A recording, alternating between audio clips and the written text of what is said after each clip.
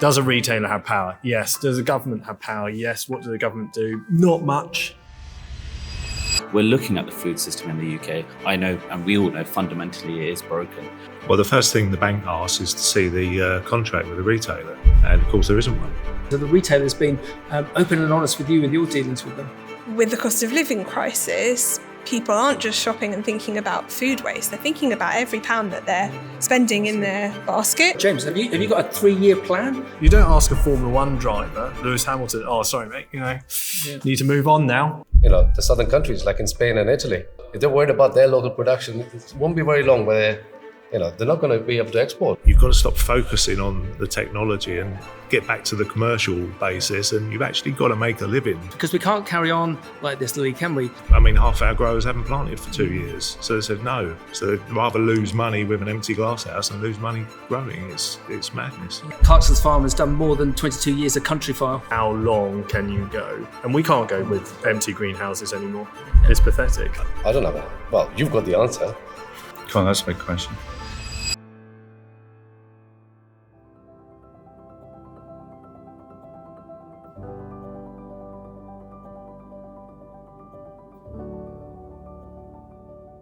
Hello, everyone. I am Max MacGillivray of Beanstalk.Global, the Circles of Leaders broadcast on Beanstalk.Global. What does the future hold for glasshouse crops and vertical farming?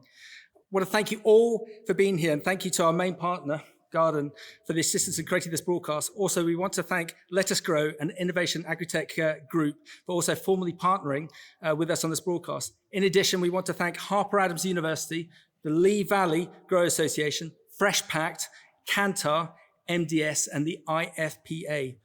We wanted to create a broadcast today with a difference that will be viewed in the UK and internationally for all of you to gain a unique understanding from our panel of experts that we garnered today. It's highly unusual to have such a mix of such individuals on a panel. As well as our panel today, we have 2 dial-ins from 2 very well-known and highly respected people in the sectors, and both in a UK and an international perspective.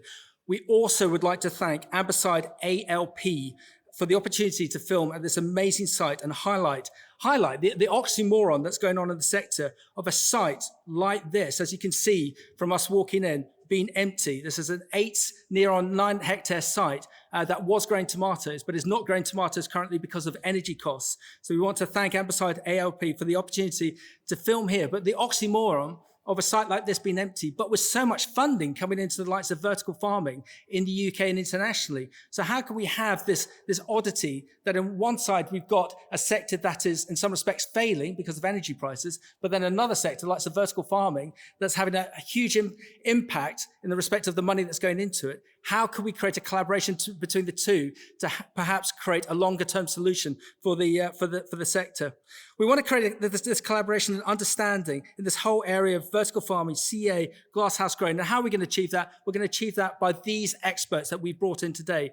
So with no further ado, let's go around everyone and get an introduction as to who everyone is. So let's start with our main partner sponsor. Over to you, sir. Who are you and who's your business? Thank you. So my name is Sumanta Talukdar. I'm the CEO and founder of Gardin. Gardin is a UK-based VC-backed startup. We're a phenotyping startup. So we have a platform that consists of a sensor and advanced machine learning. The sensor measures the health of the crops. So we're actually measuring photosynthesis. So we're not just looking at how big is it or how green is it. We're actually measuring how well is the plant converting resources into plant stuff. What that also means is that we can measure things like anything that has an effect on a plant, so drought stress, light stress, any stress. And we can measure that quicker than any other means, including very expert humans. And then our machine learning models then turn that into plain English, because that's what growers want. They don't want fancy data. And that's what we provide to our customers. And this is what we've already established from the sector. If this sector, especially in the respect of vertical farming, is going to prosper, we need this tech, we need this ag tech, we need this AI deployed to make it work successfully, correct? Well, we've got a very healthy pipeline of both vertical farms and greenhouses. So when I say greenhouses, I'm going everything so polytunnel up, cross-cutting quite sweet. So I'd say, to answer your question, there's a healthy demand for our product. Okay, thank you. Charlie, tell us about LettUs Grow, another partner sponsor. Yeah, so I'm Charlie, the CEO at LettUs Grow. So at LettUs Grow, we're developing technologies to help growers grow more using less resources and ultimately make more money. And that's not just, well, that's across the sector. So in the same as Sumanta, we're dealing from advanced polytunnels all the way up to fully high-tech vertical farms. So we're mainly focused on our unique aeroponic technology. This is a technology we've developed over the last 5+ years. It's completely new in terms of what we do at LettUs Grow. We effectively grow plants with sound, where their roots are bathed in a nutrient mist. What this means for the grower is upwards of 20% more yield versus hydroponic technologies. And yeah, we're rolling this out.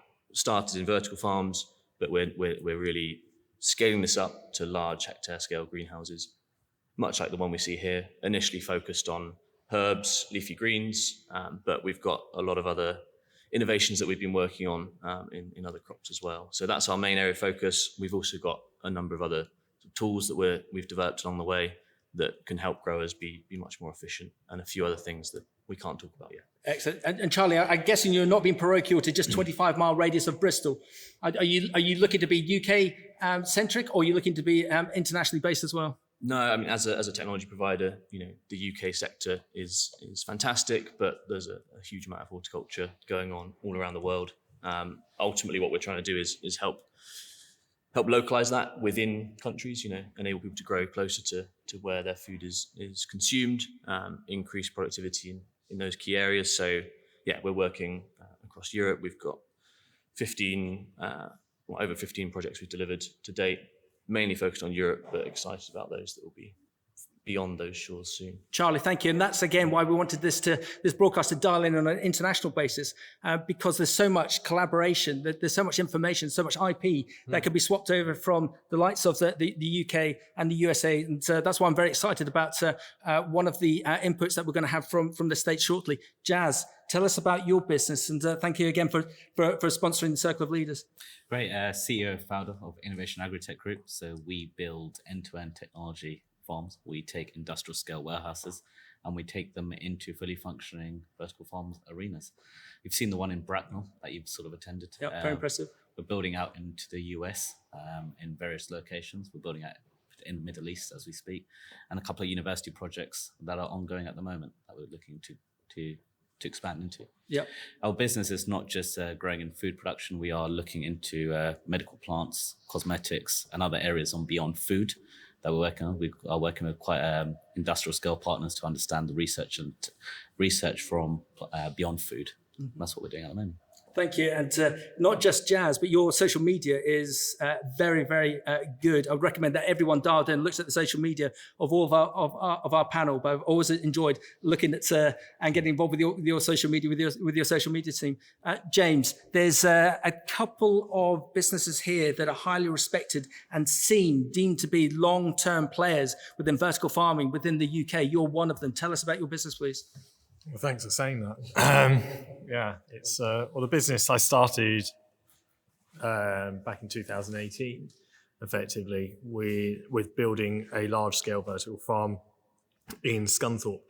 And what has really been seen, and I sort of disagree with the money in the sector, because we're sitting here in the UK and this greenhouse is empty, and we're sitting with a number of vertical farming companies. We're not awash with money. The numbers are really skewed to the US and some in the Middle East / Europe. The UK has been a bit more like the plucky Brit in the Second World War, being given £1 and trying to build a Spitfire sort of thing in the vertical farming arena. But yeah, I think it's been good setting up in the UK. We have 3 sites now operating into retail, both food, pharma, and cosmetic. Because vertical farms can do anything; they really can. It's just where the industry is now. It's a bit like at the start of the solar industry, when it was very expensive per watt peak. Making a solar farm at 5 megawatts was crazy. You pay about £6 million. Now you can do 5 megawatts for a couple of hundred, 800,000 quid, something like that per meg. So it's a lot cheaper, and that's where we are seeing with the vertical farm. So there's a technology changes, because it has to change to get cheaper and run with less resource. You're going to see what can be opened up to be grown, both commercially, and that gets into the the population as a whole, and that's what we're trying to do at Jones. Are you being successful? Are we being successful? Yeah, we have been successful. If we always look back, we never look back and go, oh, didn't we do well? That's the worst thing you can do, or believe your own hype. The best thing is we have a team that go in and go, how can we do it better? So we just built another system, and we're already going, actually, we should do that, we should do that, we should do that. Because when you design, build and operate a farm, and it has to go into a retailer or something along those lines, you can see all the problems that aren't picked up if you're just a technology provider at times. I know that Kate's actually, she's had far more experience than me and much better. No, not problems, as in being in it a long time, and there was 3 or 4 different iterations. It was a container with the Glasshouse, then it was a bigger container, that's Unit 84, now it's, whereas we've gone for 5 years and changed quickly.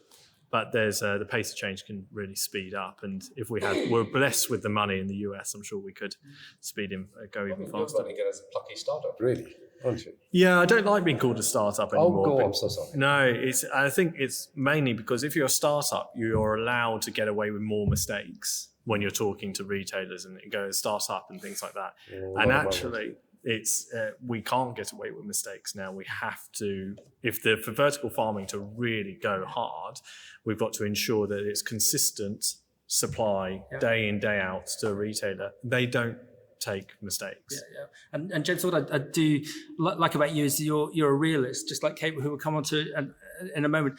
A number of people that we've had come across our bows, especially on a recruitment perspective, who are new into the sector, they just presume they're going to get a double-digit margin return from the retailers. They're going to get a brand with the retailers, and they're going to have retailers banging on their door to get that business, and they get the funding, and then they have issues. That's why I'm really keen to have the likes of yourself and Kate on as being realistic as to the speed bumps that you've encountered along the way. Realism's beaten into you within the first 12 months because retailers will not give you double digits.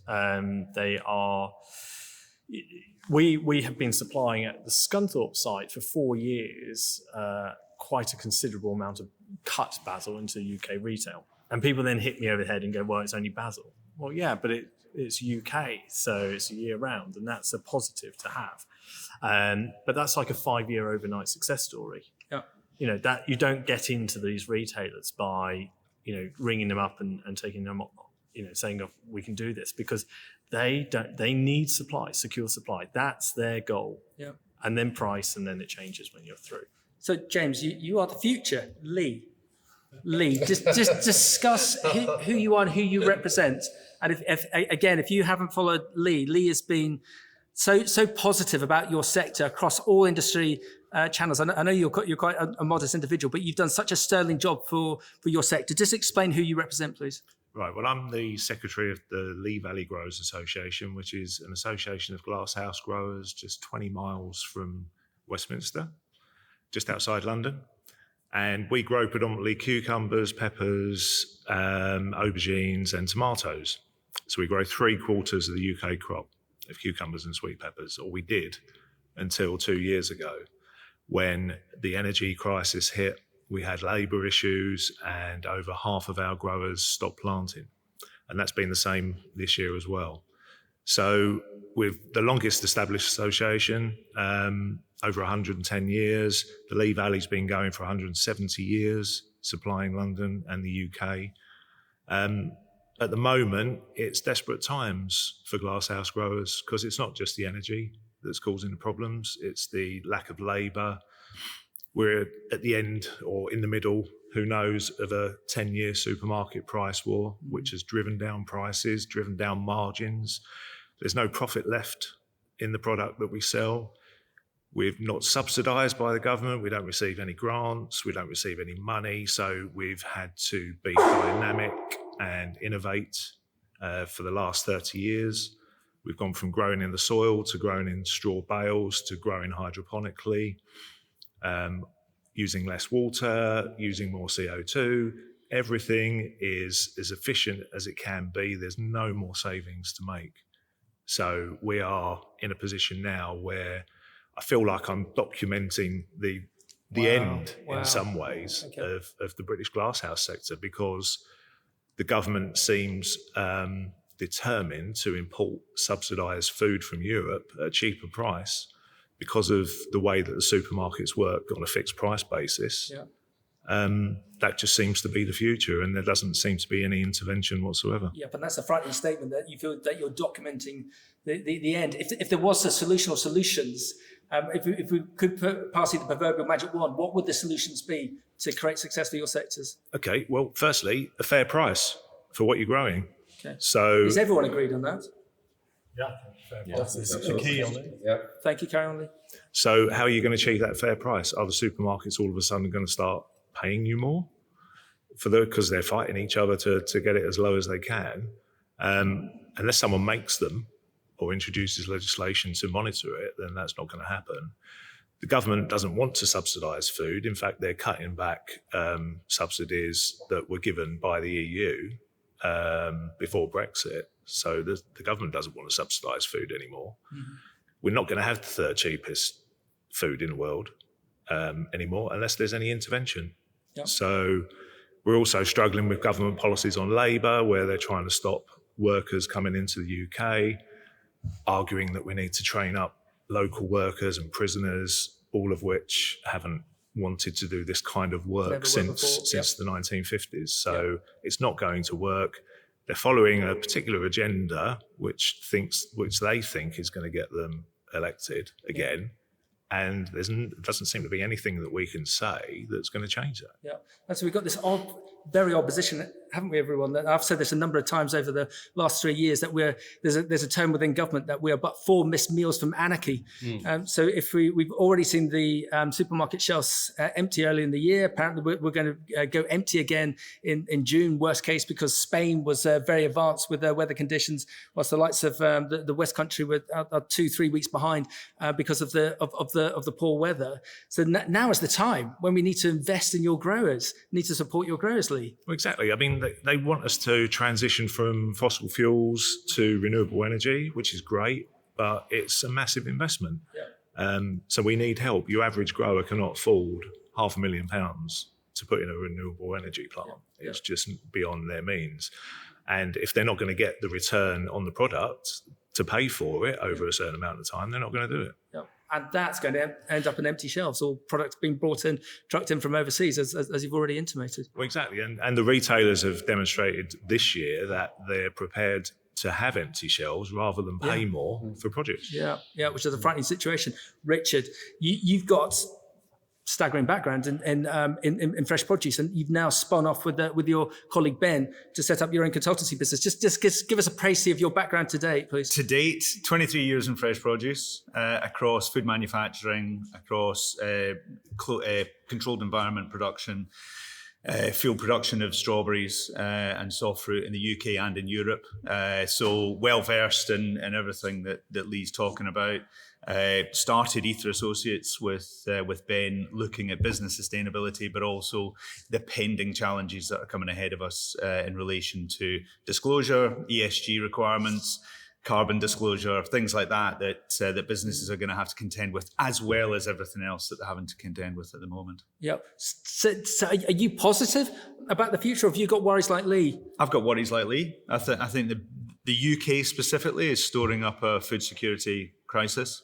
I think the government's food strategy, where they set out a plan for parity on the amount of food we produce in this country, means that actually, based on the economics, we will go backwards. It is cheaper to buy produce abroad at certain times of year, based on the energy prices that growers are having to pay out at the moment, and not get a return on that investment.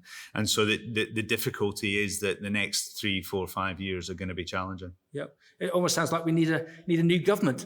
On that basis, we need someone who's recently been to number 10. Kate, have you recently been to number 10? Really taken away my opportunity to name drop that into the conversation. Thanks, Matt. Do you want to just explain the background of that number 10 visit and also your amazing business, please? Thank you. So I'm Kate. I'm the co-founder and chief brand officer of GrowUp Farms. We're a lettuce grower. We grow delicious and sustainable leafy greens in our farm Peperness in East Kent. We do that year round, and we just happen to do that indoors. And you can currently find our salads on the shelf in Iceland in food warehouse stores. Yep, excellent. And I remember seeing you at an Agritech event 5-6 years ago, where you were very sanguine about because initially you started your model of thinking that you need to be based near urbanisation, and then you sort of changed your model. Yeah, so GrowUp Farms as it exists now is actually the culmination of two sets of businesses brought together. The business I co-founded, it's actually our 10th birthday on Wednesday. Is it really? Yeah, so happy birthday us. So I set that business up, was called GrowUp Urban Farms 10 years ago, and our CEO, Marcus, came from a renewable energy background. So we did originally see what we were doing as being part of bringing food closer to consumers. And over the last 10 years, we've iterated on that business model to really understand actually what opportunities are there for us and what problems can we really solve in the supply chain, but also for shoppers. Yeah. And that's what's led us to where we have the business now. Okay, and the number 10 visit, so there was a select number of people that were invited, 60, 70 people by the Prime Minister to solve the broken food crisis. Do you think that was a jingoistic set up by the government, or do you think something good and positive is actually going to come from it? Well, look, from my point of view, it was obviously feel very privileged to have been invited to attend, and I think it's really important that we think about what a holistically sustainable food system looks like for the UK going forward. And I believe there are lots of different types of farming that have a role to play in what that system has to look like, both from a glasshouse perspective, other conventional types of farming, as well as vertical farming. So I think it's really important to make sure that our industry is getting its voice heard and able to start having conversations about what our role can be in that sustainable food future. Yeah, thank you. So just on that side, let's get an understanding as to what is actually happening out in the sector right now. So we're just going to go over to Joe Shaw-Roberts. So Joe is the Strategic Insight Director for Produce for Kantar. If you're not aware of Joe or what Kantar does, if you're a new startup or an existing business and you need data, it's all about data, Richard, now, isn't it? To understand as to where your sector is, and so how you can perform to your retailer or to bring your suppliers on board, you need to have an alliance with the likes of Joe and his colleagues at Kantar. So Joe's going to give us an understanding as to what he's seeing within the vertical farming space and the greenhouse space. Joe, over to you. Hi, Max. Hi, everyone. Thank you for having me along on this incredibly exciting broadcast. I'm really thrilled to be here, even if it is remote. What does the future hold for glasshouse crops and vertical farming? Well, there are a lot of people, I'm sure, watching this who are far more technically in the know about that question than I am. But as we know, the grocery and produce landscape is changing as fast as it's ever done in the last few years. So I want to help bust some myths, or indeed prove them, about current shopper behaviour to help you make future decisions in this incredibly fast changing landscape. I'm going to be looking at 9 topics. So a lot of these are headlines where you're thinking, where have I heard that before? Prices are rising, consumers are worried, we're trading down and buying less, we're switching to private label, we're shopping around more, we're flocking to the discounters, there's a lipstick effect and we're treating ourselves, we have short-term priorities, we're risk averse. To what extent are all these true? And how does that influence decision making in this fast changing market? Prices are indeed rising, so inflation is accelerating. In 7 of 33 broad grocery markets, we're seeing deflation in Q1 so far this year, so pretty much every category affected to some degree by inflation.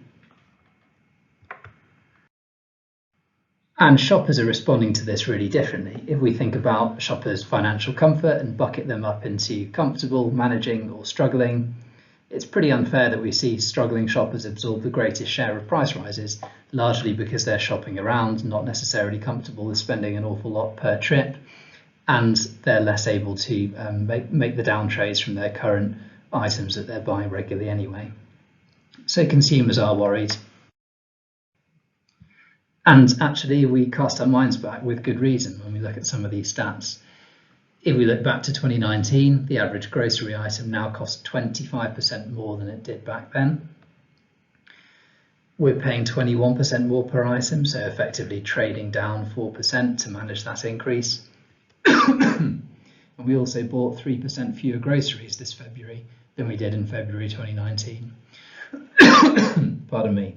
So pretty rare that actually buying less is a mechanism to save money in such a staple market where we all need to eat and drink so regularly.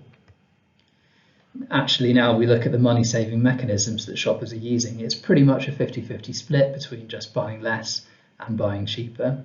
So we're both trading down and we're buying less stuff, even though the grocery market is generally really resilient to volume shocks. We're switching to private label too, but perhaps this benefits from segmenting the market a little bit. So private label is undoubtedly winning, but these share gains can look really abnormal because of the rate at which the two discounters are growing. If we strip out the discounters, we see the same trend, albeit much softer. So there's a lot of switching to private label. A lot of that is driven by people shopping in the discounters more often. We're not necessarily shopping around more to take advantage of bargains and look for value. But if we look at our shopping behaviour over the last few months, there's a gradual uptick in the average number of stores, that's what this number is, that we're visiting every 4 weeks. But we're still significantly behind pre-pandemic times. So shopping around month on month, week on week, a little bit more as we revert back to pre-COVID behaviour. But compared to where we were, absolutely not. We'll be some way off that. Are we flocking to the discounters? Well, yes, but some of us were already there in summary. So discounter growth is pretty much a 50-50 mix of shopper engagement in existing stores and then estate expansion. So we detected 90 new stores, Aldi stores, by the way, in our data in the past 2 years. Just under half of Aldi's growth contribution came from those stores. So expect that performance to continue at a pretty strong rate, although we've got some really tough numbers to annualise on over the next few months.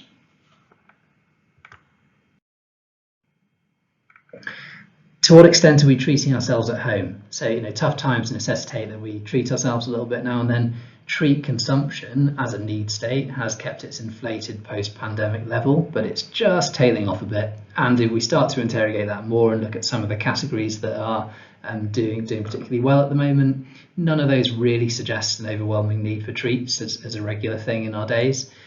But we are still looking for that slightly premium treat, something that can help offset some of those bigger savings that we're making in other parts of our lives.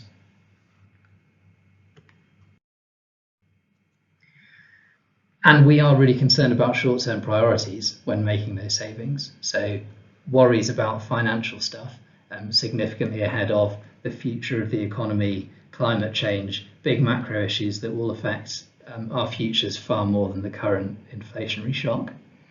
So you think of this as a kind of Maslow's hierarchy of needs that's affecting the way that we shop in general, the way that we buy our groceries, and specifically when it comes to buying our food and drink, we are looking to play it much safer. So the percentage of meals consumed because we fancy a change in our routines is at a pretty significant low at the moment.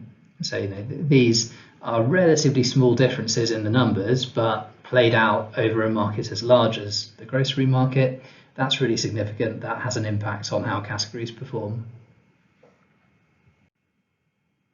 What also has a similar impact is the fact that we're thinking a bit less about health, which very much fits into the kind of hierarchy of needs that we have in the short term at the moment. Interestingly, families much more concerned about making sure their kids can eat healthily, much less concerned about whether they personally are eating healthily. So that dip in personal health related consumption is dropping off in a similar way that it did in the pandemic. And there are inevitably some casualties of this, although it's not purely health motivated, it's probably more ethically motivated. Organic food and drink sales let's have a look at the previous recession to understand how the current performance sets in context. So organic was on an absolute tear up to 2008, as it was during 2020 and 2021 recently. It slumped. I think a lot of retailers delisted several products without really interrogating the need for it. Resulting consequence was it took 9 years for organic food and drink to reach its previous peak. So we want to be really careful about committing plans to premiumization, but at the same time showing that there's genuine need for it and it provides differentiation in the market is essential. We also want to be aware of our shoulder categories that are competing along with our core categories that we're supplying into retailers. To give you an example of this, let's have a look at bagged salad performance in the latest 12 weeks. To explain what's going on here, we're seeing bagged salad shoppers moving purchases to whole head lettuce, cheaper category. We're seeing them just reduce the number of bagged salad packs they're buying. We're also seeing them continuing to buy whole head lettuce but just not bothering with bagged salad now. And we're seeing some shoppers leave that market altogether. So essential to understand how our products are interacting with those broader array of shoulder categories that influence how shoppers purchase us at the fixture. What all of this boils down to, I think, is this risk aversion mindset that we're in at the moment. Sure, some of that is beginning to unwind. We're starting to feel a little bit confident, but it's still very much present in our routines. And I think really as suppliers into retailers, we should be planning that this behaviour outlasts the economic conditions that created it. So even if inflation, as projected, falls, but I suspect in the grocery market doesn't fall significantly enough to make a meaningful difference to shoppers' behaviour in the last month, in the latest year even, we should be looking for these conditions to continue from a shopper mindset perspective, unless we can reverse the flow in some way. And this is quite an exciting way of thinking about this challenge, I think. We need to consider both parts of that value equation. Perceived benefits over cost. What I'm getting at is we need to be really, really clear with the messages we're giving to consumers about why they should buy our products. Specifically for vertical farms, new on the market, people don't really understand the value equation within that. What are the benefits? And in more detail, breaking that down as a sort of starting block for any retailer-facing strategy, maybe it's more useful to think of it like this. So the risk of trade down or the risk of a product not taking off in the way that we wish, think about that as price differential, shopper desire for savings, retailer brand and name label strategy over differentiation. So communicating that very, very clearly will help, but to what extent will it land in this environment, pardon me, when we've got a high price differential to private label, shopper desire for savings, and potentially a tiering strategy in a retailer that is averse to change. So what does this mean for vertical farms? I think really it boils down to shoppers aren't going to provide their own impetus for change in this current environment unless we create it ourselves. So when we're thinking about who to target, retired shoppers, they're less likely to be trading down, they're more likely to have a bit of disposable income. Generally, they offer the most receptive audience and the biggest headroom for growth.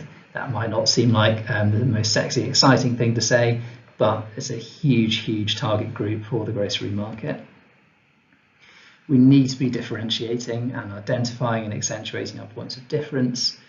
That's the only way we're going to cut through to consumers who are just going to look at price more often than not at the moment. So we need to be really, really on it with our messaging about why our products stand out versus the competition.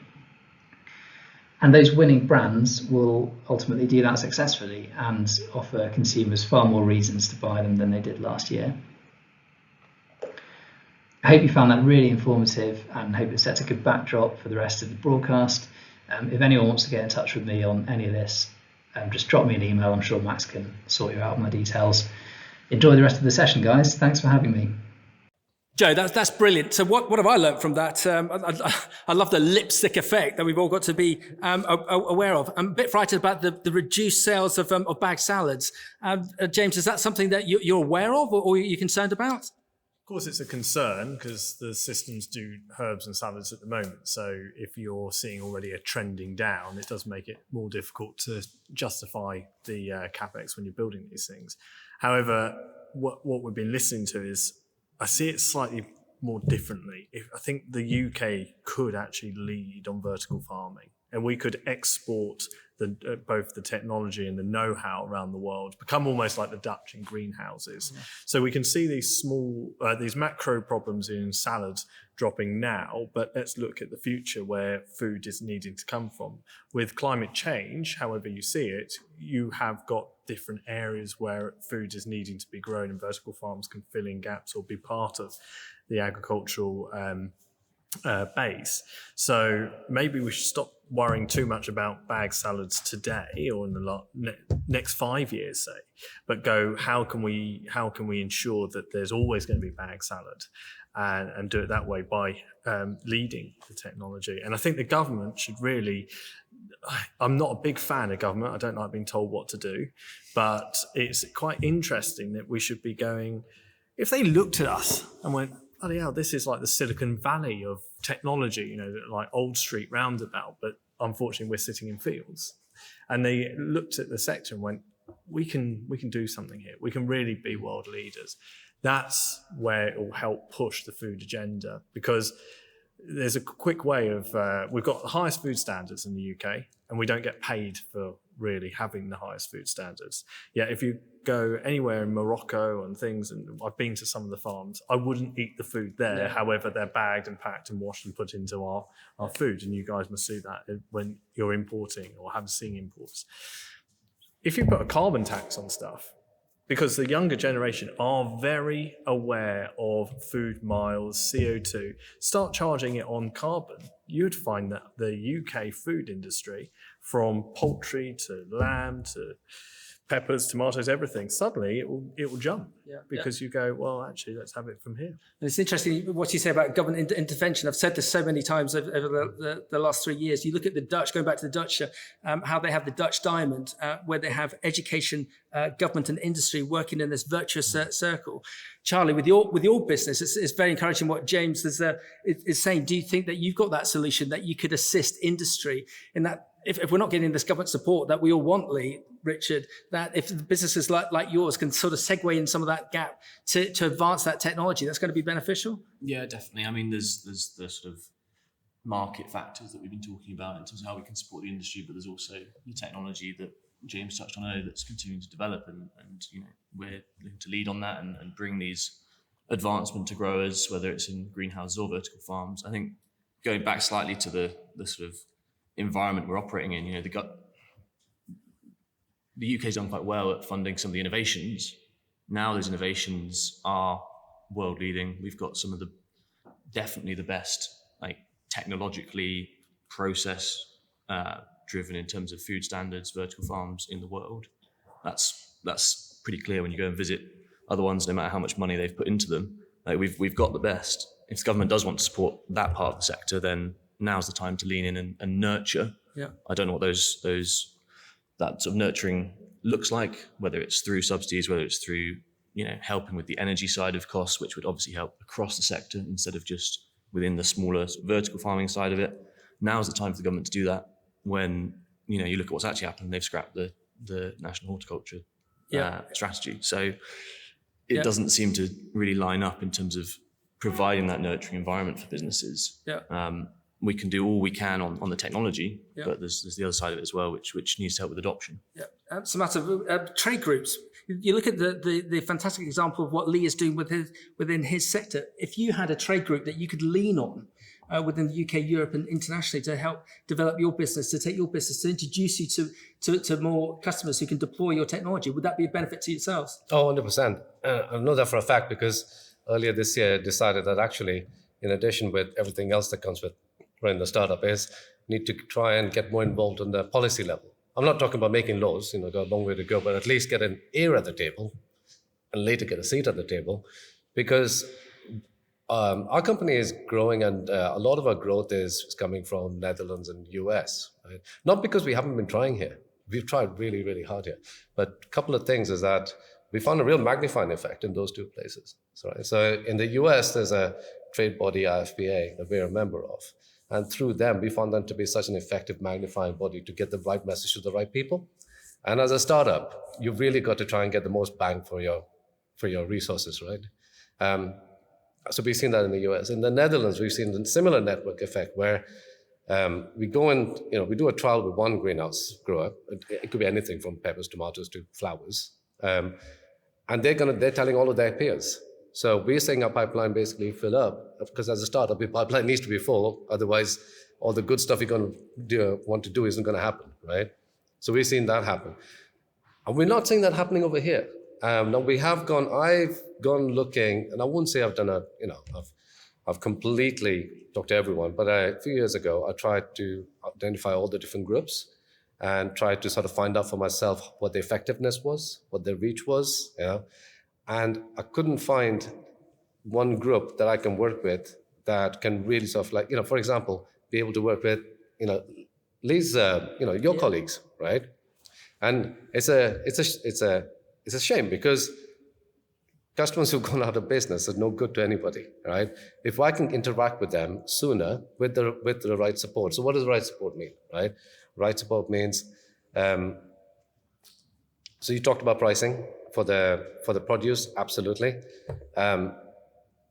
Growers need to pay startups money to be able to adopt our technologies, and they need financing help from that, right? So could there be financing help from the government? I think there should be, really. You can't just tell the grower, go and do better. They have been doing better for the last God knows how many generations. So I think a group that can, for companies like us, like I said, magnify our reach, but also act as a sort of a common hub, if you like, right? With all the spokes, right? You've got the growers, you've got the technology providers, you've got government, local, And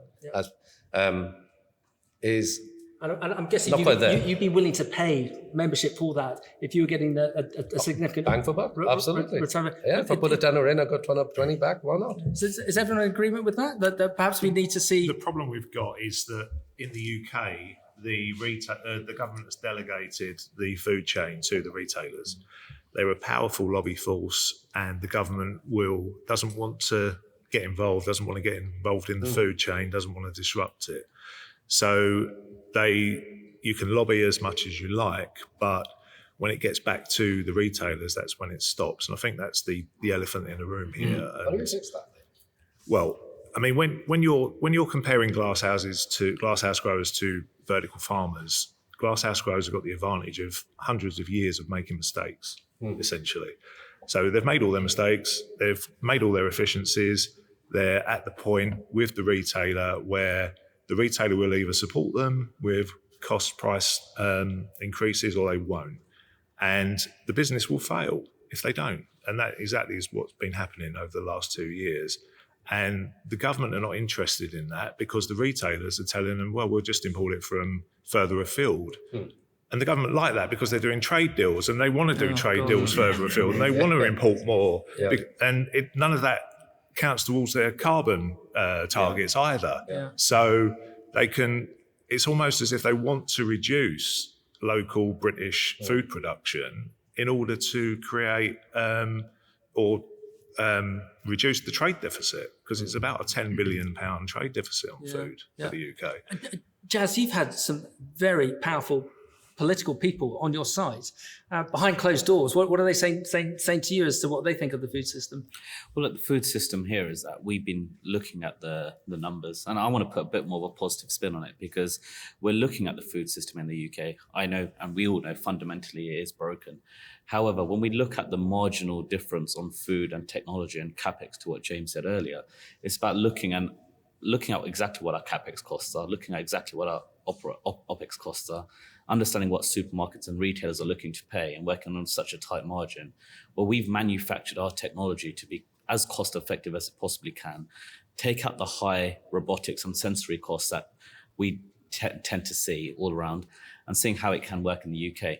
If you can make technology work in the UK at the current capex and OPEX costs that we've got, fundamentally, on a global scale, our numbers do come out quite competitively, but it really depends on who our target markets are. But from a retailer point of view, So from a retailer practice point of view, I understand exactly what you're saying. So you fix the price and you've worked your overheads around that. So you're making a profit.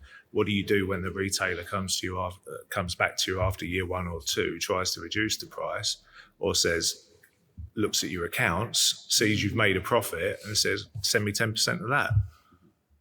Because that's kind of the shock that you might find. That's what growers have been dealing with for years, but that's probably something that you haven't considered, that whatever you fix the price at is not necessarily what you're going to be paying the retailer.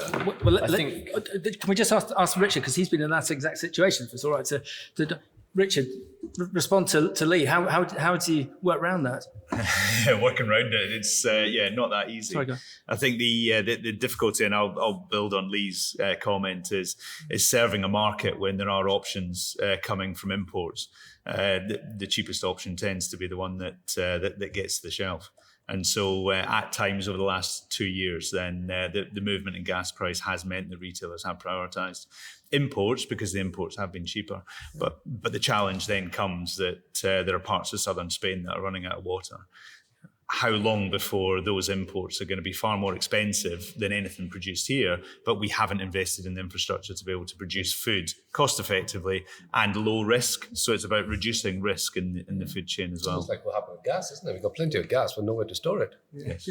Go on, Charlie. Let's fund that out. I think Richard's touched on it really. I mean, CapEx is interesting, but ultimately what's stopping people growing is OpEx. Like, I don't know what price, the investment in this space that we're in here versus how much it might be being sold for right now. I imagine there's a pretty chunky reduction in that CapEx. Some of the vertical farming companies recently that have gone pop globally, assets are suddenly extremely cheap. If you're still not able to turn that profit, it's about OpEx, it's about yield, it's about how much it's costing you to run that facility. So CapEx is interesting, but at the moment, I'd say it's being masked by much bigger issues around cost of energy, cost of labour, availability of labour, these sort of things. So, Charlie's a really good point. James, have you got a 3-year plan, or just is it you're just living from day to day? No. You've got to be ahead, and I agree with both Richard and Lee's points. Retailers will come in, or food service. They always want a kickback, which you have to think. That's part of the course at the moment because we're too small to argue it, and probably you guys can get a bit bigger and argue it a bit more. But Richard pointed that we haven't actually invested in infrastructure. We have some of the cheapest food in the world with the highest food standards, and we're still complaining that our infrastructure is still not. We've invested in infrastructure. What others haven't done is invest the infrastructure around it. So if we're talking away from food, our energy strategy in the UK is awful. We allow billions to go offshore in dividends for a knackered grid. If we had a really world-class grid, we wouldn't be sitting in an empty greenhouse. We'd be having good power. And it's a much bigger argument than, does a retailer have power? Yes. Does the government have power? Yes. What does the government do? Not much, You could speed up a lot of things with planning, renewable energy assets. For instance, if you knew you could get planning within 2 weeks or a month, let's say, to power these things, you would be investing in your own infrastructure, or there would be guys who invested in this, investing in power. So if the 3-year plan is, and we're sitting here, it's going to be attrition. Because even if you get a new government in, they're there to win votes. They still want cheap food, and you've still got the problem with the retailer. Once you start seeing mass migration, as you've seen into North Africa, where the riots and food and things like that because of Ukraine grain, we don't grow grain. I know that. That's everyone argues, well, you're not grain growers yet. Not yet. Maybe in 20, 30 years as a technology. Once you start seeing mass movement and mass people and problems with Spain not getting the crop out, the attrition starts paying off, but it's how long can you go? And we can't go with empty greenhouses anymore. It's pathetic. I think there's 25 million invested in this facility. I think you'll be lucky to get about 3 if you sell it. Okay. Kate, with your business, It's interesting what James has been saying, especially on a political basis. How have you found growing your business? Have you had government support? And your view to the retailers? Have the retailers been open and honest with you with your dealings with them? So we've been growing the business for 10 years now, almost a decade, and we've, I guess, sort of learned some of those lessons along the way. I think what we're looking for is a level playing field for the UK for all types of sustainable production to be able to get that fair price for their product on the shelf. I think the thing that we focused on is really understanding where, as a grower, we can produce a product that is of value to the supply chain and the end consumer. So we've been growing salads for a while now, not quite as long as some of Lee's growers. And what we know is that in our category, in bagged salads, people love salads because they're convenient and they're healthy, but everybody hates the fact that they don't stay fresh for long enough. So there's a real opportunity to innovate in that category and produce a product that actually gives something to shoppers that they care about. And at the moment, with the cost of living crisis, people aren't just shopping and thinking about food waste. They're thinking about every pound that they're spending in their basket and wanting to make sure that they're getting good value for money. So for us, being able to come to market with our retail brand, actually, it couldn't have been a better time to do that, because we're producing something that ticks both those boxes. It's at a great price, but also a product that you're going to be able to use and keep fresh in your fridge, so you're not going to waste any. And if you're not wasting any, you're not having to worry about food waste, and you're not having to worry about wasting money. And sort of that's what every shopper wants. So if you can build that compelling proposition, you have to make an argument why you should have a space for it on the shelf. But actually, we are in a position where our supply chains, the retail ends of them, have allowed shoppers in this country to have access to some of the cheapest food in Europe. And I think you need to be applauded, because just go back to what Joe Shaw-Roberts said from Kantar. You've got to cut through to consumers. You've got to be on it for the messaging, and you've definitely adopted that. Yeah, and I think, look, that's a real challenge for growers in providing fresh produce. It's very hard to do that innovation, to do that messaging in a category where, well, certainly for us in bagged salad, 90% is own label. Yeah. Now, I'd hazard a guess that in some of the categories where Lee's growers sell into, that's higher than 90%. We're not branded at all. Exactly. So being able to get that message across to shoppers is very challenging. I think there's a slight difference there in the UK versus other markets like the US, for example, where there's already much more of a branded presence in some of those categories. So shoppers are maybe more used to being able to make a decision based on what messaging they're being given, sort of, is it local? Has it been grown without pesticides? They're used to interacting in that way. Whereas in the UK, we've got a job to do as growers and producers to get that message across to shoppers of what the difference is, and to be able to demonstrate our value to a retail partner by saying, well, actually, if you put us in your category, well, we can help bring people in because there's something there that they want. I think that's where, your question right at the beginning, Max, around money flowing in different places in different parts of the industry and in different locations. That's why in some way you're seeing so much money that's gone into vertical farming brands in the US. Yeah. I think that's the big distinction. It's very difficult for people around this table to launch a branded salad because it's just the sort of supermarket own label driven environment we work in. Yeah. Even harder in other crops that are generally grown in glass houses because those brands just they're such a small place on the shelves. And we've had a lot of conversations with different retailers over the last few years around, how do you message? Do you even put these messages on products? Where do you put those products on the shelf? And do the consumers care? And we get to have a position where it's, we're not trying to sell them something. We're part of the industry. We're supporting it. So we get to have pretty detailed and interesting conversations about that. But ultimately, it's very, very difficult to then differentiate yourself in the UK market, which is ultimately why we're seeing more money flowing into branded markets. We did try to brand the Lee Valley cucumber some years back under PGI status, But the retailer said, well, they are, so are we going to have to pay more for it? And we said, yeah. And they said, well, no, thanks. Richard, you're very well travelled in the UK and also internationally. Do you think we can learn and adopt certain techniques, whether that be marketing or even growing systems, from the likes of, I don't know, the UAE or the United States? I think the key thing to a lot of the problems that we're talking about is taking a long-term view on it. So that's working with partnerships. And you do see across Europe that retailers, there may be lower returns at times compared to some of the boom and bust pricing that you can get in other markets, but at least you're provided with consistency. And I think for a lot of businesses to invest, they need the consistency. And especially out to some of the higher tech solutions that are out there, it's how can you get a consistent return and know what's going to happen over the next 3 to 4 years? Because the inconsistency just ruins a lot of business models. Yeah. You don't reinvest, and then you don't get the gains that are going to come over time. And so, yes, in pockets of the world, there are markets that are focused on how can you partner up. And from what we saw earlier about Walmart taking a longer term view with Plenty,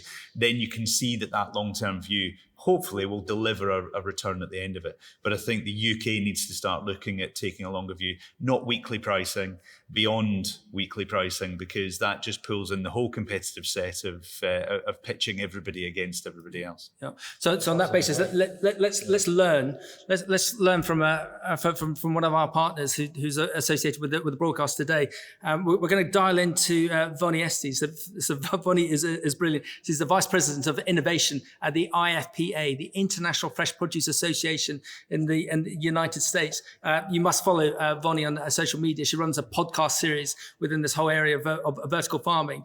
So she's very kindly been filming at the opening of a new site for Plenty Ag, who've got an alignment to Walmart. So Vonnie, over to you, please. Hi, I'm at the Plenty grand opening in Compton with their Compton farm here in Los Angeles, California. And you're likely going to hear some noise in the background, but I'm just going to keep recording. So this farm is 9,000 square meters, and it is producing leafy greens that will serve the Los Angeles area. And if you aren't familiar with Plenty is an amazing company who has raised the most amount of money in the indoor ag space at close to $1 billion. They have this farm that they're producing leafy greens, and then they also have a large research facility in Laramie, Wyoming. And they also have started to build out a farm, spending $300 million on a farm complex in Virginia that will start out growing strawberries, and then they're going to bring other crops into it. So this is an amazing day for Plenty to have this opening. And I'm Bonnie Estes. I'm the Vice President of Innovation for the International Fresh Produce Association. And IFPA is a global organization that serves the industry and our members in areas like government relations, food safety, science and technology, and nutrition. And we work in the supply chain all the way from inputs to retail. So I really want to thank Beanstalk for having me here and being able to put input into your day about what's happening in the United States. And I thought recording here at Plenty at the grand opening would be a great way for you to see what's happening in the United States, because this is a very exciting day with lots of luminaries here at this site. I'll get to go on a tour pretty soon and get to see the inside of the farm, which has amazing giant robots and their signature growing in towers. Can't take video in there, but I'll try to shoot out a few pictures there. So what is happening in the United States in controlled environment ag? And if you step back and really look at the greenhouse industry, it's been going for decades, growing tomatoes, and Americans have the tomatoes that we eat, 40% of them are grown in greenhouses, mostly in greenhouses in Canada and Mexico. So that's been going well, and those businesses are continuing. But what's really sucking a lot of space and money and time and thinking is been the indoor ag area. has been the indoor ag area and vertical farming. And over $2 billion has been spent in vertical farming, invested in the United States. And it's a big area that a lot of attention is paid. But right now at retail, only about 3% of leafy greens are grown indoors, but that is poised to grow. And even though that's a smaller amount of the total percentage of leafy greens and that whole category, it's a huge part of what retailers are thinking about. Today here, Walmart is one of the big partners of Plenty and has invested in Plenty. And they really gave a good speech about talking about how important leafy greens and indoor farming is to our whole food system, alongside with outdoor growing. But this is an area that with dwindling resources, we're going to continue to see more and more. And companies like Walmart are going to be investing in and helping really clear the way for other companies to invest in the industry. So that was really exciting to hear their messaging on that. And retailers are the gateway to consumers. So if retailers don't put it on the shelf, then consumers don't get it. And what retailers tell me that is really resonating with people, their consumers, is local. Local is important to consumers. Pesticide free. So, in the United States, we have the USDA organic label, but consumers really resonate with the pesticide free label on the produce. And also just taste and freshness. Consumers really want something that stays in their refrigerator for longer. So vertical farm growing can really give you that longer shelf life, both in the refrigerator and in the supply chain. So close to over $3 billion has been invested in this space.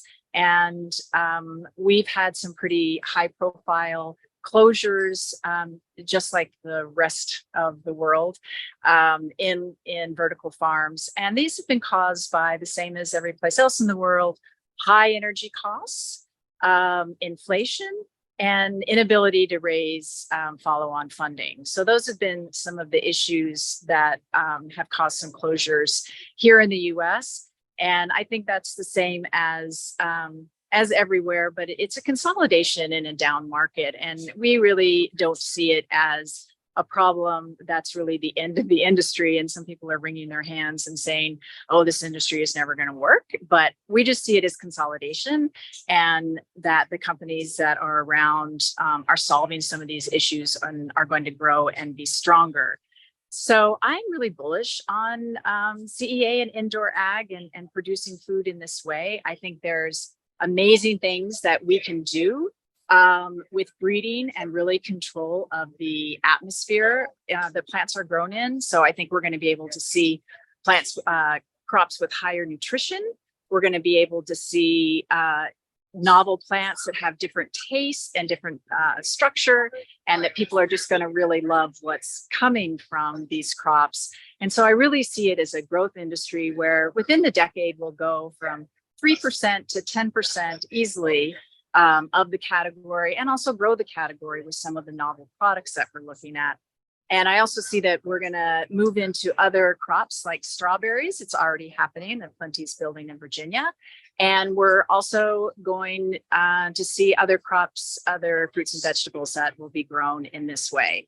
So really excited, and thanks for letting me be part of your day. And I'm going to go join my tour. Thank you.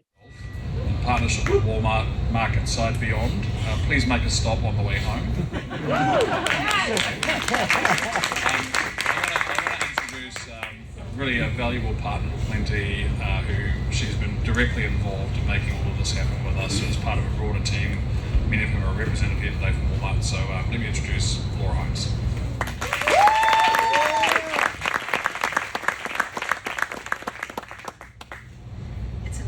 First of all, I just want to say on behalf of all of Walmart representatives here, we've got quite a crew here today. It's really an honor to be here and to share this day with you and with the Compton community. Walmart calls many communities across the U.S. home. It's where our associates and the millions of customers that we serve live and work. In fact, as Arma said, we have a Walmart just right down the road, just 1 mile from here. And we're thrilled to partner with Plenty and help support the development of this incredible farm right here in the Compton community. We're so excited to begin sourcing from this farm to our California stores and provide our customers with the freshness and quality that they expect year-round. I had the pleasure of first meeting Arma and his team a few years ago as we learned more about Plenty's vision to create a new market-leading product category in vertical farming, one that is grown locally year-round, pesticide-free, and uses less water and land compared to conventionally grown farming, and we were really impressed by what we saw. Walmart and Plenty share a vision to help transform the food supply chain, to deliver sustainably grown food that is better for people and the planet. Walmart has been leading in sustainability for nearly 2 decades. In 2020, we committed to become a regenerative company, which means placing nature and humanity at the center of our business. And we've set a target for 0 emissions across the company's global operations by 2040. We also remain focused on building a resilient supply chain by identifying and investing in new and innovative food solutions to bring customers the freshest, highest quality foods that deliver value as we increase wider access and accessibility to fruits, to fresh fruits and vegetables. Vertical farms bring food production within close proximity of consumption, enhancing the fresh value proposition for our customers. Through my work as board chair of International Fresh Produce Association, I often hear from farmers about the challenges many of them face due to climate change and the need to build more resiliency in the supply chain. We work with many of them to help implement regenerative practices, to strengthen their crops and help ensure farming continues to remain viable for the future generations. Additionally, the association and its members and growers recognize that different production methods, like vertical farming, are good for the industry and make it more resilient. Providing an additional sustainable sourcing method means less pressure on our food supply system, helps diversify our food supply, and builds a stronger ecosystem. To that end, vertical farming is incremental to, not replaces, traditional farming practices to help increase food supply and alleviate current challenges in the food system. I'm very excited about our collaboration with Plenty and at what it means to the Walmart customer, the environment, and the community of Compton. Thank you very much. Vonnie, thank you very, very much. I just love the way that she's so positive, and how she says about the naysayers about vertical farming. Is there a view, everyone? Do you think that vertical farming is like 3-4 years in advance of where we are, James? No, I don't think so. I think it's a good. We're in advance of them. Yes, yeah. I think that's because we've been talking a lot about retailers and government not supporting vertical farming in the UK. But in the States, they do get a lot of support. For instance, they can call their product organic, so it puts it up in a different price range. We talked about them having a brand. Retailers don't like, they love own brands, so we can't add any value there at times. But that's made us sharper, I think, and going back to a point earlier, I think because we can be sharper and bring down that price of both CapEx and OpEx and produce, and it's about producing a really good product people want to buy. Yeah. We can talk about technology all the time, but you don't eat technology, you eat what comes out of it. And I think they have a good product, but it's costing too much to produce. We have a great product and we have never been helped to get it there. Wow. So it's costing us another okay price. It just means you've got a much sharper focus on profitability throughout the sector, whether you're growing or producing tech. And that's where the focus has to be. Yeah. I think all the way along the supply chain in the UK over the last couple of years, and even as consumers, everybody's checking their energy bills now. And so the impact of that change in the dynamic in the energy market has affected all kinds of businesses, growers, but also think about the retailers with their fridges and their freezers that they've got to keep powered. And so I think changing the way that we think about food and how we want to create the food system for the future, we have to be thinking about energy infrastructure and food infrastructure as interconnected. And that's one of the things that we do at GrowUp. We really see that that's a core part of making vertical farming affordable and of making it sustainable for the future, of building that resilience into the supply chain that we have to have if the UK wants to achieve the government target of producing 60% of our own food. We've got to look at how the energy side of things is integrated in production. So in some respects, the energy crisis that we've been through is a good thing. That we should never waste a crisis. Well, I don't know. I mean, I wouldn't sit here on a panel with Lee and say that it's been a good thing. And I don't. There's growers really have we're going to create solutions off the back of it because we need to, Lee. We have to. The whole direction of travel is away from fossil fuels. We need to get renewable energy in, and that can't be biomass or CHP either. It needs to go further than that. If you want to produce food in this country. Yeah. And we've always said, vertical farming shouldn't exist without a full renewable energy supply system. We've got some fantastic companies here, proponents of that, like delivering that growing produce in the UK backed by renewable energy.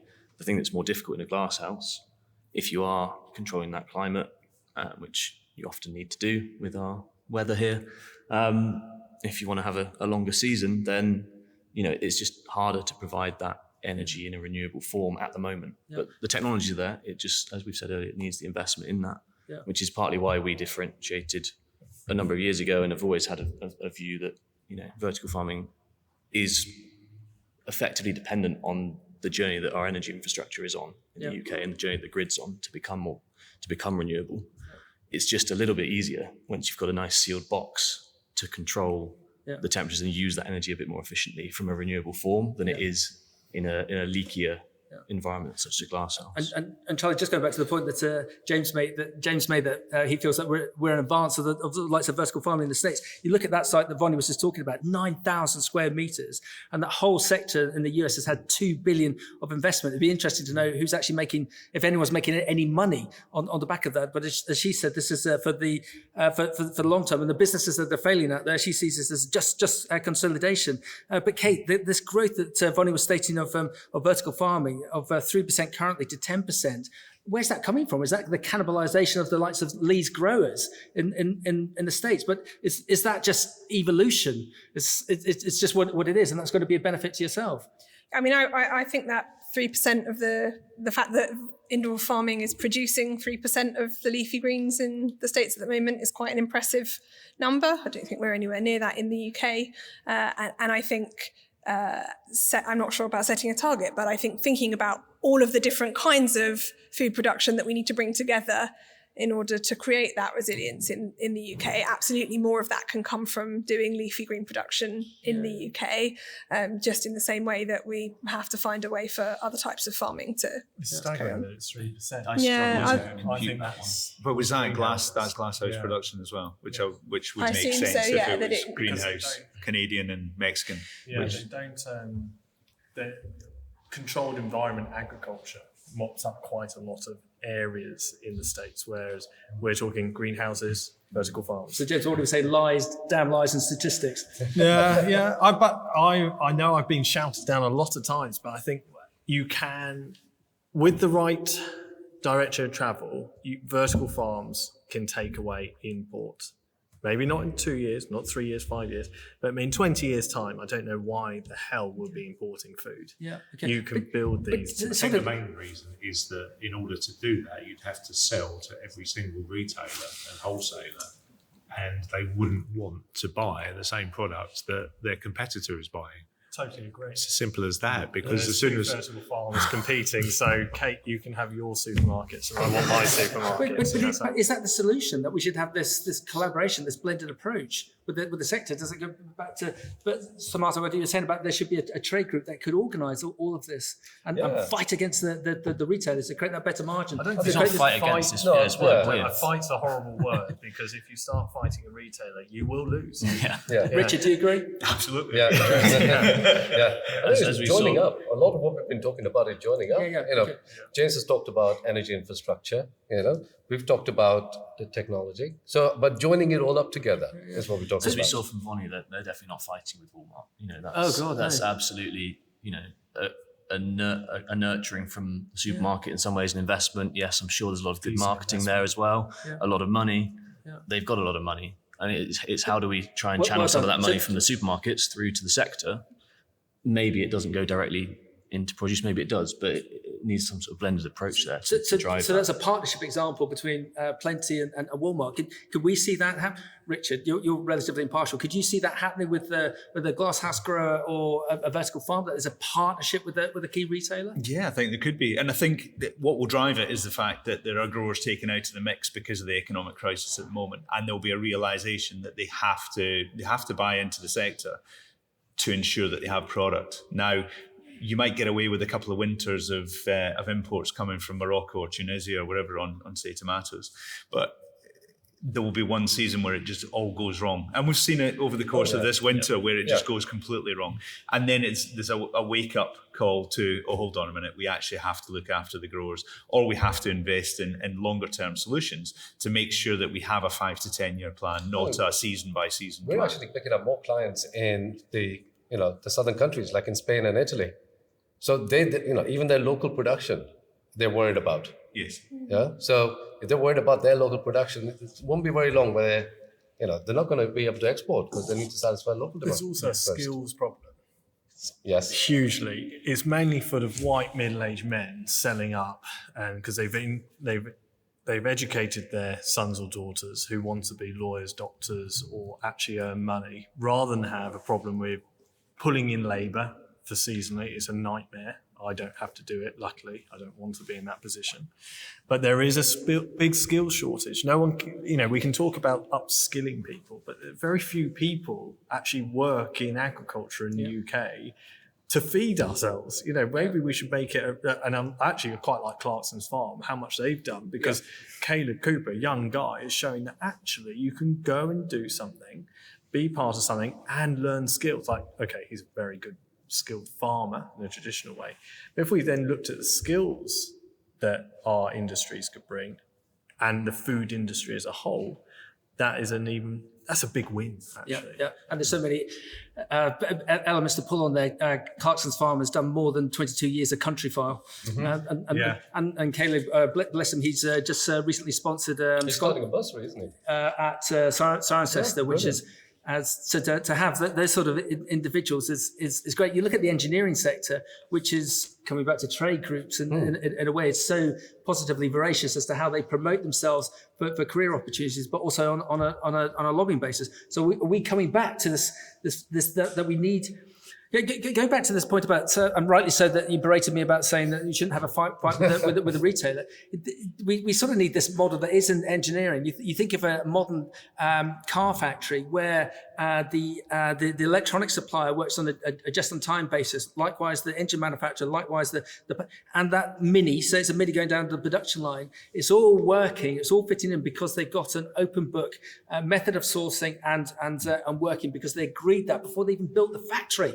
So again, Richard, do you think that's possible, that we could have that joined up thinking within the food supply chain, within the likes of Lee's sector, or Kate or James's? The developments that are coming in terms of the scrutiny on supply chains that are going to be put on, first of all, and they are at the moment, corporates and PLCs that are going to be passed down through supply chains. There'll have to be more presentation of what is actually going on within the supply chain, how much water resources are being used, how much energy, what's the carbon footprint. Scope 3 carbon footprinting is going to open a Pandora's box of challenge for starting with corporates and PLCs like retailers, but also like other big businesses, that they're going to have to start to have those more engaging conversations. So I think it will come over the next 2 to 3 years. It's just being a proactive supplier who takes a partnership approach to either retailers or other business partners to then deliver on that promise. Do you see that as the biggest driver of change, like coming down the track in the next decade? The sort of,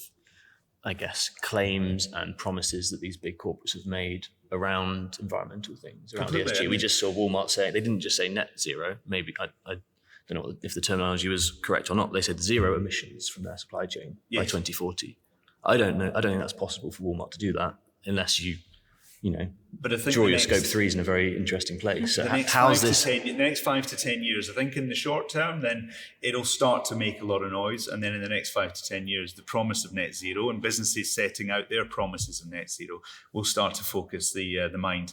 But also the social and environmental impact that their supply chains are having globally will start to play into a lot more on business strategy, procurement decisions, who do they want to work with, and hopefully the market can drive more food security for the country. But it would be nice to think that others would assist that, i.e. government or other bodies can help the country to become more food self-sufficient. Do you think that's what's driving the Dutch farmers out of business in Europe? Is the fact that they're buying them out and closing them down because they can't meet those targets? Potentially, and they're taking more proactive decisions on nitrates. They're taking more proactive decisions in terms of how pollution is going into the environment. So it could well be them actually trying to change the market as well. Okay. It feels like we're pulling on a really positive thread here. Just wanted to bring in one aspect, being finance. That there's always been quite a lot of excitement by the finance sector to come in. What's the best expression? In the last recession, a lot of funds that traditionally hadn't been involved in agriculture came into agriculture globally because they saw it as a safe haven. As we're going through this economic scenario at the moment, the same is happening, that funds traditionally not involved in agriculture are coming in, but they're also coming into Agtech. And fresh produce.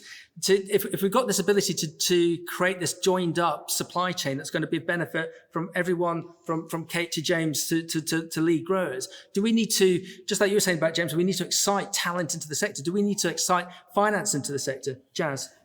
I think there's in the last 5 years, there's been a lot of ag tech funds that have recently come about. I think everyone's looking for sustainability on placements and green funds where they actually want to place their money.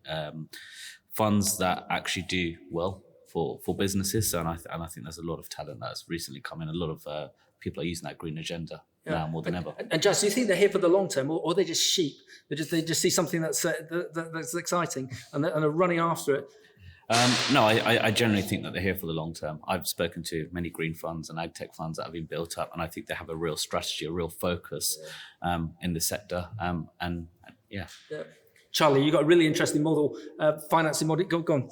Well, I don't say anything. It's more a comment on some of those funds. I mean, some of them are sheep. Some of them are on the clean tech side. And ag tech's a really interesting place if you're clean tech to sort of put your money into, because you can't really argue that feeding people sustainably is a good thing for the world.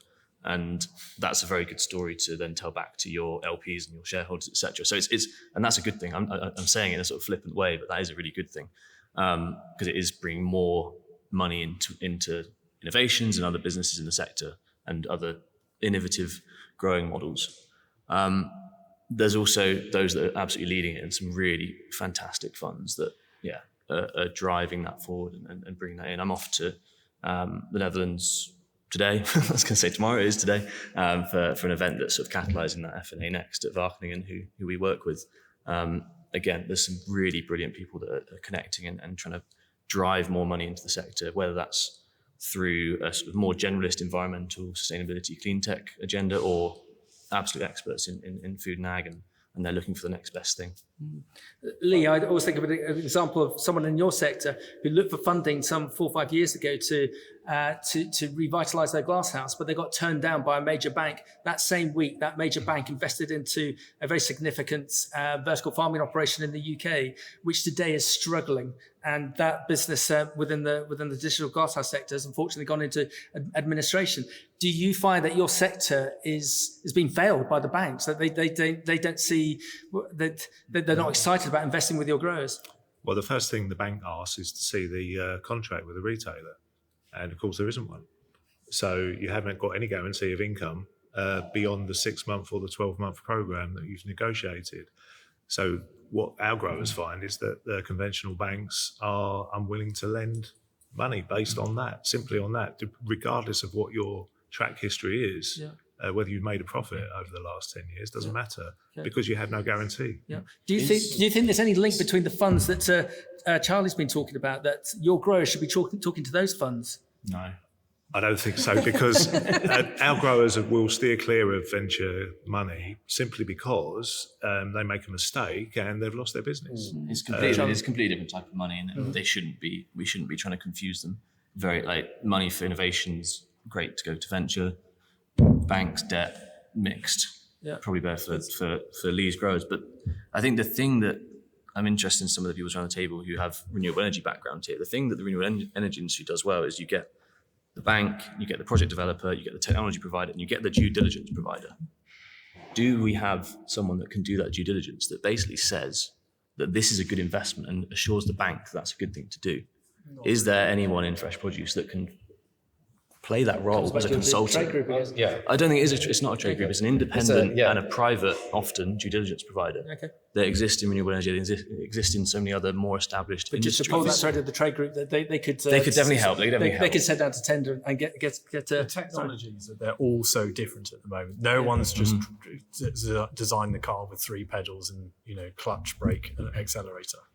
And then once you get to the point where the technology is pretty cookie cutter, then due diligence is a lot easier. I was thinking around the glasshouse industry more at the moment, which is pretty. I think if I was doing something again, I'd set up a fund and I'd go around buying all the glass houses with a 25, 30-year plan, because everyone's going to still be eating in 30 years. And I'd become a conglomerate on very cheap pension money and own all the assets, and then go, right, well, I grow 40% of the tomatoes in the UK. Now I'm the boss. So we would start negotiating that way rather than... answer your question. There is no one doing that diligence. In fact, there are some smaller operators that will do the diligence. I think the difficulty coming into the sector is that there is the perception of what goes on, and then once you're in the sector, and a lot of funds have now come into the sector, see the reality of the volatility on price, volatility on yield. That fresh produce growing and farming is a difficult sell when it comes to comparing against a solar farm. This is what you'll get. 20 years. This is guaranteed. You come into growing, and it's a completely different risk model. Now there are models like the ones that you guys are taking the lead on, which could be reduced risk models. So your controlled environment, you don't have the weather to deal with. You can have a generative output which is consistent, and so therefore you've taken the risk parameters right down. But it's the scaling of that. And just to confuse it further, James, there is an organisation that over the last 3 years has built 2 significant glass houses, both individually the size of the O2, have got a renewable energy model, and they've leased them out to growers for a 24-year period. So that works. They've identified, I think it's 42 different sites in the UK that would work on a similar basis. But the planning, they've been working on one planning project for 3 years, and it comes back to what we were saying earlier about just having that speed of the process. Everyone needs to eat. Everyone needs pills, everyone needs cosmetics, and that's what's going to be. In the UK, we think on 3 and 5 years. When's your exit in 3 years? Well, actually, I'm pretty unemployable, so I'd rather have the job for life. Aren't we all? Samantra's very unemployable. That's why he has to start his own business. Otherwise, he can't. But why move? If you're doing something really well, why move out when you're at the top at 3 years? You don't ask a Formula 1 driver, Lewis Hamilton, oh, sorry, mate, need to move on now. No, he's 7-time world champion because he enjoyed it and wanted to do it. And people in business, if you're doing something, it shouldn't be the 3 and 5 years. They should be looking like almost the Germans, they think, right, who are you going to hand the company to in 30 years? And if then you put real resilience and redundancy. And the Sunday Times Rich List was out last Sunday, and it was quite interesting to see who was at the top. And the first 10, you have a fantastic Indian family who talk about progression, 35 billion. They're not selling out. They don't need to. Then you got the Dysons, Jim Ratcliffe's, people that produce things. And they're not there being told, right, you've got to sell out in 3 or 5 years. They take long-term views. And because we're in food, we should be allowed to take long-term views. Absolutely. But we just don't have the funders here. we have to go to Germany or America where they go, let's do it. Yeah, because Lee, you could say that with your growers, that it's just a blip they're going through over the last couple of years, and we've got to take a long-term view. That's why they might need to lean on their bank to get that additional financing to see them through this period as the market recovers. Yeah, but nothing has changed as far as the retailers are concerned. Boom. So you might fix the energy price, you might fix the labour issues, but if you can't fix the end price, then it's not going to matter in the end. So everyone, are we coming to this this agreement? What can we gain from this broadcast? Do we need this partnership approach all the way through from grower to retailer? Richard, take us away. Is that the answer? It's the answer to the market situation. I think that there has to be a partnership approach. I think the new technology that's coming through, it has to be on a long-term basis. So working with the customer to provide a solution and yes, nurturing the relationship that is going to deliver over 5 to 10 years. I think there is some really exciting technology that's coming out of the opportunities that you guys are creating, and I think it should form part of the future food system that we have within the country. But we have to look after the existing growers and help them to improve productivity. Yes, that has to be a cost-effective product, and the consumer shouldn't have to pay more for a British product. But during times like this, growers have to be looked after as well. Yeah, Charlie, let us grow with this hugely innovative business that you've created. Can you see that this partnership approach might work for you, being a relatively new entry into the sector? Yeah, I mean, that's how we do things, I guess. Like we see being friendly with as pretty much everyone is the route to finding a successful route forward. And we've been talking to some people around this table for years and years. Doesn't mean we're working together yet, but it's all about working together and then finding that route forward. It's why I talk to retailers pretty often. It's why I talk to some of the smaller associations that are here in the UK. And it's why we work very closely with lots of universities and academia in the UK and in Europe. It's like from how we see it, collaboration is the route to this working and the route to us finding successful business models for growers and putting good quality produce on our shelves. Yeah, Jazz. I think we've touched on a lot of with the supermarkets and certain retailers, but we do see a gap in the market with certain premium produce that are out there, and we are importing quite a bit that we can't actually grow here in the UK. And finding that niche here, collaborating while the food supply chain is quite tight with margins, is looking far and beyond what those wholesalers and prices are. So I think collaboration is absolutely key. Looking at where the market in the UK would work the absolute best with the certain margins that we're operating in. Thank you, Kate. The partnership that you've created with Iceland, presumably you'd like to duplicate that across the whole retail spectrum. So, we see lots of opportunities across both retail and food service in the UK to bring our products to market and help solve problems for shoppers whilst building that resilience into the UK supply chain. Yeah, Lee, partnership, retailers, growers. Your growers must have tried this over the years. If anyone knows how to do it, you and your growers will know how to do it. What's the magic dust? How do we create that partnership? Yeah, well, I'm trying to avoid being the rain cloud of doom, really. But I mean, we've been here a long time. We've experienced all of this before. The technology is great. When you walk into a glasshouse for the first time, you're in awe, as you are with a vertical farm. The technology is fantastic. But you've got to stop focusing on the technology and get back to the commercial basis, and you've actually got to make a living out of this for the long term. So, you need to prioritise the issues that we're facing. Is there a point where you've got to be Texas tough and just say no? Well, we have. I mean, half our growers haven't planted for 2 years, so they said no. So they'd rather lose money with an empty glasshouse than lose money growing. It's madness. Yeah. James, are you positive with your business model, with what we're going through at the moment? Are you positive with your business model for the future? I am. I also, understand Lee's point. I'm positive with it at the moment. It doesn't mean it can't change.